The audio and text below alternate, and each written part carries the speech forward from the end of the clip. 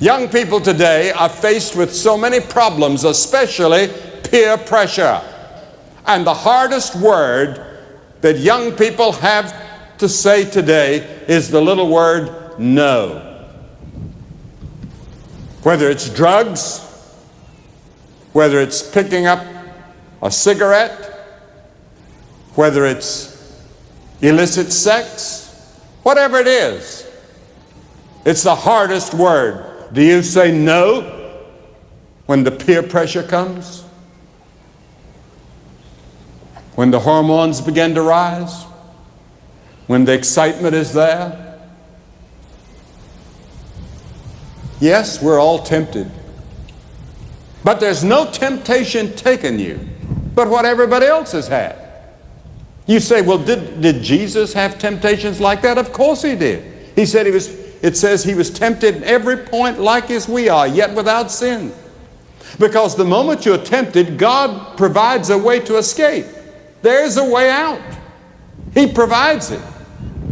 But you have to make the decision to go that way, and when you make that decision, the Holy Spirit is there to help you and give you strength and courage.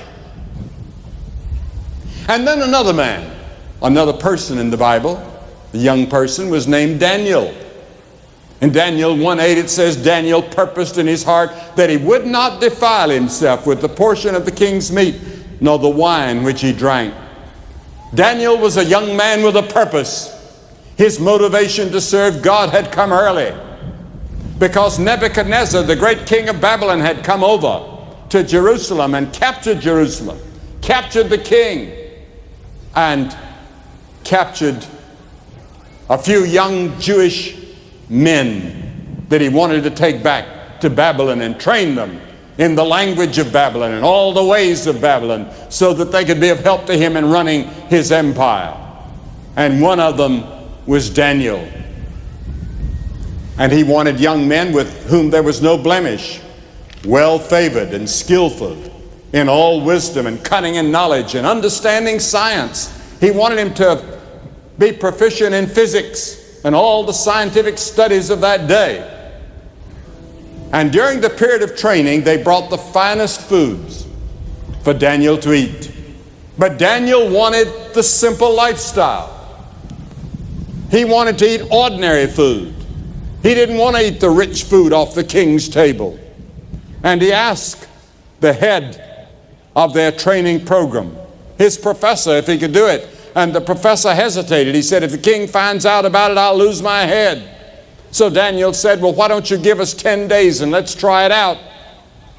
And so in 10 days, they fed them just beans and water and the things that Daniel was used to eating, simple food. And when the 10 days were finished, Daniel and his friends were stronger and better looking than all the others that they'd been feeding all those fine foods to from the king's table. How different from those who can't wait until they get away from home to live it up. Because Daniel had been taken 1,500 miles. Who would know? Who would care? If he drank the wine and got drunk and ate the finest and lived a soft lifestyle.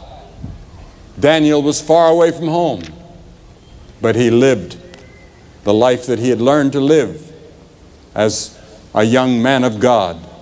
He could have gained popularity by indulging. And this early no in his youth prepared him for the big no when he had to face the den of lions, when he had to face Belshazzar the king. He said no because he had learned in the very beginning. We defile ourselves by overeating. Well, 11 times we're told about overindulgence of food in the Bible. Over drinking alcohol. Drug taking. Too much television. Jesus said in Luke 21:34, and take heed to yourselves, lest at any time your hearts be overcharged with surfeiting and drunkenness and the cares of this life, so that the day of death comes upon you unawares, or the day of his coming comes upon you unawares. Paul said, make not provision for the flesh to fulfill the lusts thereof. Peter said, for the time past we walked in lasciviousness, lust, excess of wine, revelings, banquetings, and abominable idolatries. What about you? Do you live a disciplined life? Do you live an organized life? Have you got your life organized and disciplined to the point that you can say no to those things that you know that are hurting your body? You see, the Bible teaches that your body is the temple of the Holy Spirit. God doesn't live in a church building. God lives in you. And a group of us called the church, an assembly, make up the church. And we use the building and its facilities to meet in. And so it's a sacred building. It's a holy building, as the temple was in Jesus' day, or the synagogues were considered. But the real temple of God is your body. And yet you harm your body by the way you treat it. And then another man in the Bible, a young man that said no, that changed history, was Joseph. He was the boy that his father loved the best, apparently. And the other children became jealous and envious of him. And so they said, let's kill him. And Reuben said, his oldest brother said, no, let's put him in a pit. And we'll just leave him to die there, and Father will not know the difference. But then some Ishmaelites came along, and they said, let's sell him and make some money. And then his blood won't be on our hands. We'll let the Ishmaelites take him. So they sold him into slavery to these Ishmaelites, and they took him on to Egypt, and they sold him to a man by the name of Potiphar that was in the cabinet of Pharaoh. And he became a slave, strong, handsome.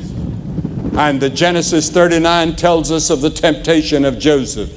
And he said no, because Potiphar's wife was a beautiful woman and a sexy woman. And she came to him and she said, Joseph, come and lie with me. Go to bed with me. I've been wanting you ever since you've been here, and now all the men are gone. My husband's away. Come with me. And he said, no, I will not do this great wickedness. Your husband has treated me well, and I would sin against my God if I did that.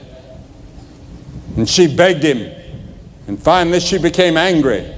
And he rushed out of the house and left his coat behind, and she began to scream and yell. She yelled, rape. He tried to rape me. And when her husband came home, he had Joseph thrown into prison. Joseph said no. But then God was with Joseph in the prison. And you all know the story of how God used Joseph and made him the prime minister of all of Egypt, and helped save again his family later on. A long story which I don't have time to tell tonight, but most of you know it, I'm sure.